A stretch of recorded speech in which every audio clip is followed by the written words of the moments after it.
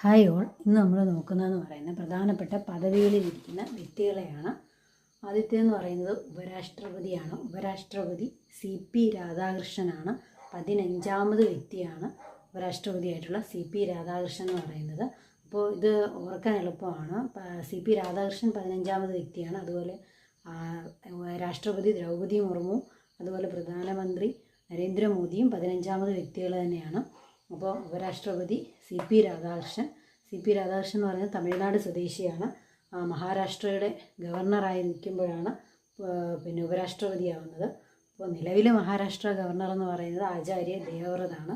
അപ്പോൾ അതുകൂടെ ഓർത്തിരിക്കുക. അടുത്തെന്ന് പറയുന്നത് സുപ്രീം കോടതി ചീഫ് ജസ്റ്റിസ് 53ാമത് വ്യക്തിയാണ് ജസ്റ്റിസ് സൂര്യകാന്ത്.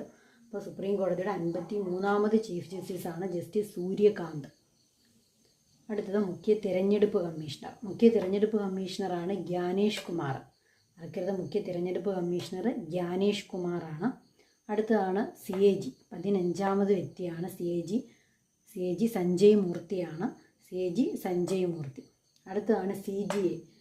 എന്ന് പറഞ്ഞാൽ കൺട്രോളർ ജനറൽ ഓഫ് അക്കൗണ്ട്സ് ആണ്. CGA എന്ന് പറയുന്നത് കൺട്രോളർ ജനറൽ ഓഫ് അക്കൗണ്ട്സ്. 29ാമത് വ്യക്തിയാണ് TCA കല്യാണി. അടുത്തത് RBI ഗവർണർ സഞ്ജയ് മൽഹോത്രയാണ്. 26ാമത്തെ വ്യക്തിയാണ് സഞ്ജയ് മൽഹോത്ര. അപ്പോൾ ഇത് CAG സഞ്ജയ് മൂർത്തിയാണ്. RBI ഗവർണർ സഞ്ജയ് മൽഹോത്രയാണ്. 26ാമത് വ്യക്തിയാണ്. അടുത്തെന്ന് പറയുന്നത് അറ്റോർണി ജനറൽ R വെങ്കിടരമണിയാണ്. 16ാമത് വ്യക്തിയാണ്. അപ്പോൾ AG Venkataramani. Solicitor general Tushar മേത്തയാണ്. 23ാമത് വ്യക്തിയാണ്. അടുത്തത് ലോക്പാൽ AM ഖാൻവേൽക്കർ 3ാമത് വ്യക്തിയാണ്. നിലവിലെ ലോക്പാൽ AM ഖാൻവേൽക്കറാണ്. 3ാമത് വ്യക്തിയാണ്. അടുത്തത് UPSC ചെയർമാൻ അജയ് കുമാർ 37ാമത് വ്യക്തിയാണ്. അടുത്തത് DRDO. റീസെൻ്റായിട്ട് ചോദിച്ചായിരുന്നു. DRDO Sameer V കാമത്താണ്. DRDOയുടെ മാറിയിട്ടില്ല ഇപ്പോഴും. DRDO Sameer V Kamath.